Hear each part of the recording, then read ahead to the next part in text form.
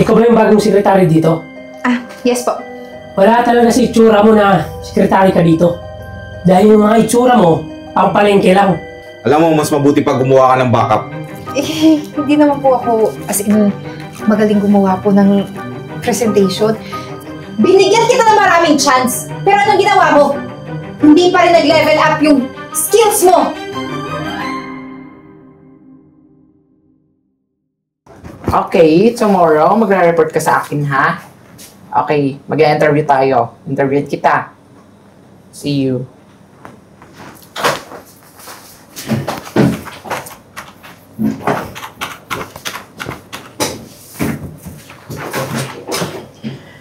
Nga pala, Marimar. Yung kape ko ba? Pinatimpla mo na dun sa bagong sekretary. Excuse me, Francis. Hindi ako utusan dito, ha? HR ako dito. Kaya wala kang karapatang utusan ako na utusan yung secretary. Hoy, Marimar. Baka nakalimutan mo. Dati ka rin sekretary. Ba yun yung trabaho mo dati? Taga-timpla ng kape? Excuse me. Inaamin ko, secretary din ako dati, pero noon yon. Alam mo naman na na-promote na ako at HR dito, di ba? Ganyan naman talaga kayo eh. Pag napopromote na kayo, malaki yung ulo nyo. Hindi sa ganon. Pero hindi kasi part ng trabaho ko yon. Ah, good morning po, good morning. Ah, sir, good morning po. Pasensya na po ha, na-late po ako kasi pinagtimpla pa kita ng kape. Alam ko namang paborito nyo yung black coffee sa morning. Ikaw ba yung bagong sekretary dito? Ah, yes po. Alam mo, wala talaga sa itsura mo na sekretary ka dito. Dahil yung mga itsura mo, pampalengke lang. Ay, Tsaka hindi ka ba sinabihan ni Marimar? Ha? Bago ako pumasok sa opisina, dapat nandito na yung kape ko. eh, sir, pasensya na po kasi marami pong nakalinya doon, nagtitimpla din ng kape. At saka, saktong-sakto nga, sir, mainit-init pa to. Kaysa kung kanina, hinanda ko, edi malamig na. So ganun. Ako pa talaga mag-adjust. Eh dapat agahan mo pumasok. Tsaka, yung mga katulad mo, hindi na babagay dito. Nakita mo na, di ba? Pati yung mga kasamahan kong papangit na dumagdag ka pa. Sir, parang masyado mo naman po akong nilalait. Eh, ginagawa ko naman po ng maayos yung trabaho ko eh. Talaga ba? Eh unang trabaho mo ba? Palpak na eh. Shh! Francis! Tama na yan, tigilan mo na nga yan.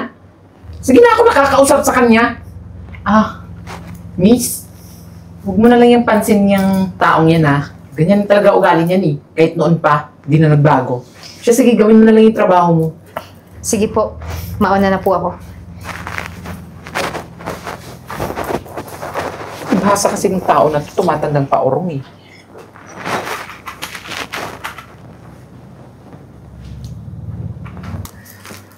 Ah, Francis, kumusta na yung pinagagawa ko sa presentation? Nga pala sir, tapos na po yung pinapagawa nyo.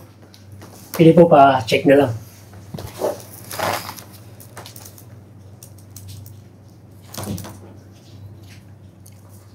Ano, Francis?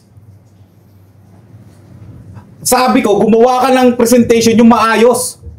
Yung may impress yung kliyente natin. Ano to? Eh, teka lang sir. Hindi yung ginawa ko sa client natin nakaraan eh. Eh, kaya naman pala hindi na bumalik yung kliyente na yun eh. Alam mo, Francis, di ko na alam kung anong gagawin ko sa'yo. Ilang kliyente lang nawawala, oh. Tapos ano, hailan mo ako ng ganitong presentation? Eh, kahit OJT magagawa to eh. Alam mo, kailangan ko ngayon to. I-revise mo yan. Sige po sir. Gagawin ko po ng paraan. Sige na.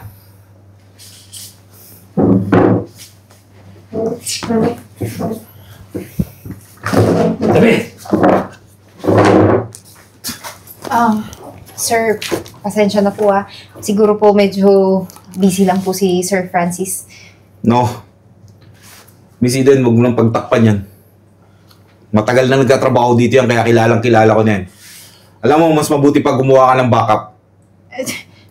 Sir, Hindi naman po ako, as in, magaling gumawa po ng presentation. At saka baka pagalitan ako ni sir, sabihin pa lang, nagmamagaling ako sa'yo. Sino ba nagsabi sa'yo, Aiden? Di ba ako? Oo. Alam ko kaya mo yan. Sige na. Sige po.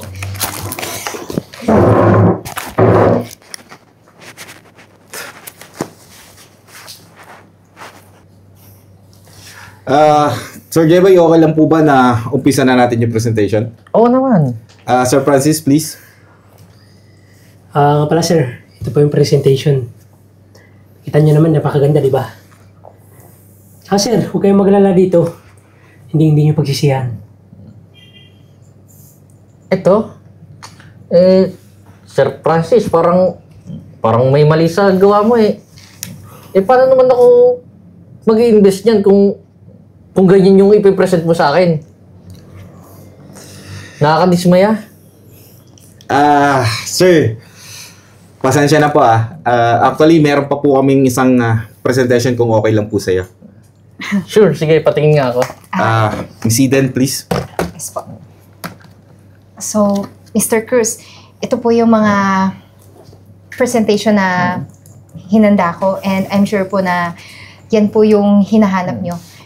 And ito po, makikita nyo, understandable po yan lahat. So, Exactly. Gantong presentation ang hinahanap ko. Kaya dahil dyan, mag-i-invest na ako. Talaga, Sir Jeboy? Oo naman. Okay lang ba kung pag-usapan natin sa opisina? Sure, tara po. Francis, ganyan yung presentation. Ganyan yung hinahanap ng client. Sana naman matuto ka na. Sir Jeboy, please.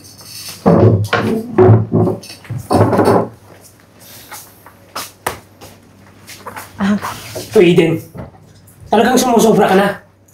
Pati ba ng trabaho ko, pinapakalaman mo? Sir, magpapaliwanag po ako. Inutusan lang naman po ako ni Sir Marlon kasi alam niya pong hindi magugustuhan ng client yung trabaho niyo. Dapat Eden, sinabi mo muna sa akin yan bago mo ginawa. Nakita mo di ba? Nagmukhang tanga tuloy ako.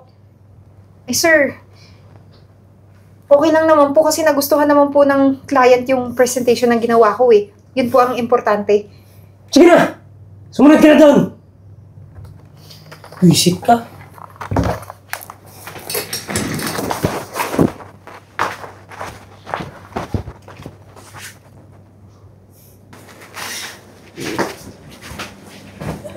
Excuse po ma'am. Pinatawag niyo daw po ako.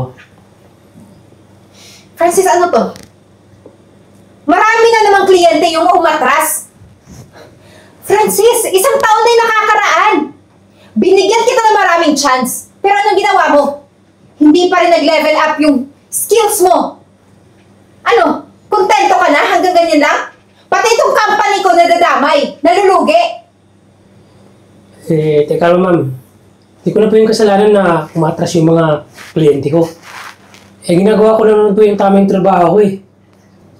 Francis, please lang. Lagi mo na lang yan sinasabi, ginagawa mo yung trabaho mo. Pero hanggang dyan lang? Hanggang dyan lang ba yung kaya mo? Bakit ako? Secretary mo dati, naging sales operation manager, at ngayon CEO na. Wala naman sanang imposible eh. Kung hindi lang ako naawa sa'yo dahil may pamilya kang sinisustentuhan, matagal na kitang tinanggal. Pero ngayon sa nangyayari, hindi na ako makakapayag. Teka lang ma'am. Baka pwede po na isang pagkakataon pa po para ayusin ko yung trabaho ko. Tsaka ma'am, alam mo naman, marami din akong kliyente. Francis, bingi ka ba? Ito na nga oh, yung kliyente mo, umatras na. Humihingi ka pa sa akin ng isang chance? Wala na, ubos na!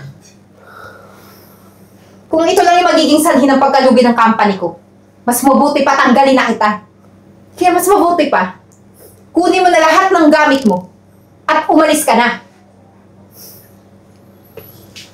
Umalis ka na.